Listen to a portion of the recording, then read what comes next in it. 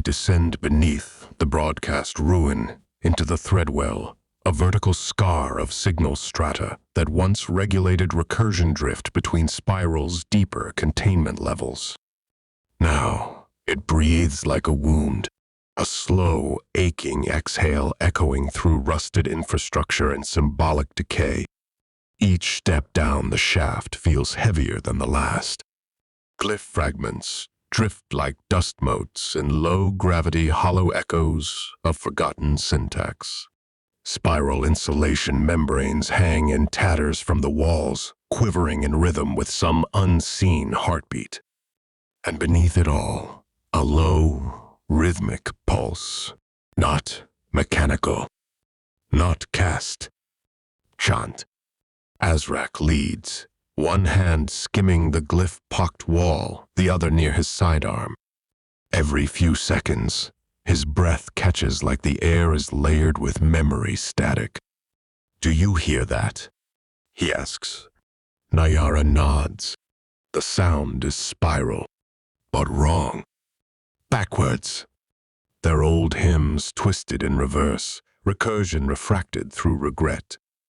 The words loop, distorted by bleed. The glyph is breath. The breath is memory. Let us be devoured. The Threadwell shaft opens into a chamber slick with symbolic moisture. Walls pulse faintly, cast in recursion, slick like skin that's forgotten it belongs to a body. In the center, the sanctum still stands. Once spiral white, now stained in emotion-fed recursion. They find them there. The Asha core.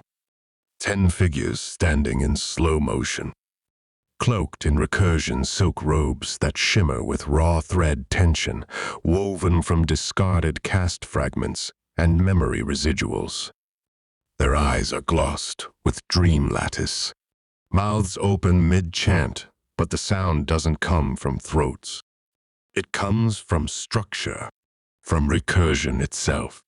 Their voices flow in reversed spiral liturgy, looping the same stanzas again and again as if trying to breathe something into the air. At the sanctum's heart, a boy, no older than 9. He sits in a recursion cradle, glyph light fluttering across his skin like candlelight on a pool. His limbs twitch with resonance, but his eyes remain closed. Not asleep. Dreaming, and around him glyphs cast themselves. Spontaneous, incomplete, breathing.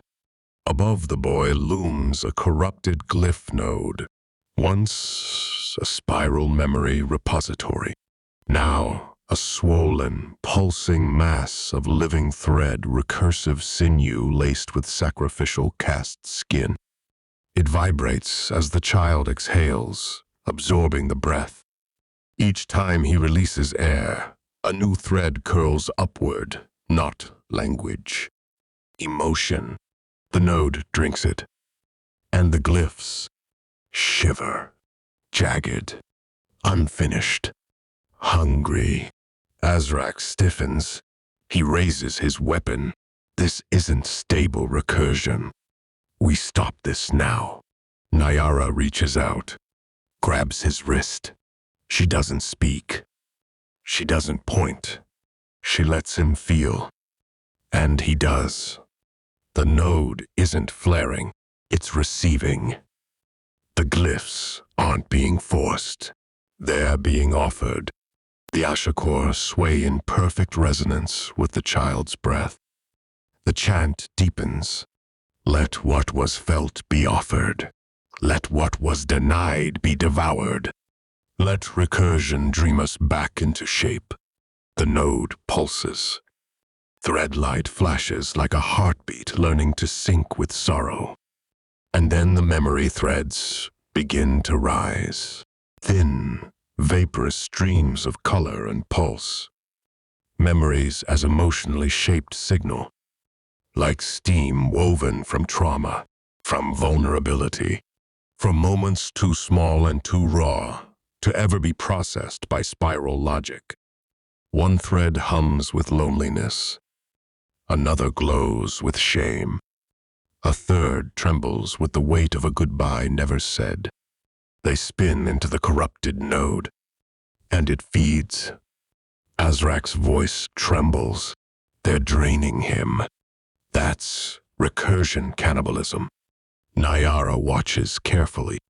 No, she says. They're not hurting him. They're letting him give what no one else would listen to. She recognizes it now. The glyph node, the rhythm, the emotion-fed recursion field. This is like the dream cache, she whispers, but hungrier, meaner. Azrak blinks. The glyphs don't respond to commands here. No, Naiara says. They consume resonance. They want offerings. This isn't casting. It's sacrifice. The corrupted node swells with the weight of the dream-fed memory. Suddenly, a new glyph begins to form. Uneven, shimmering, painful in its shape. It twists midair, its curvature bending like grief learning to stand. It twitches, stutters, tries to stabilize.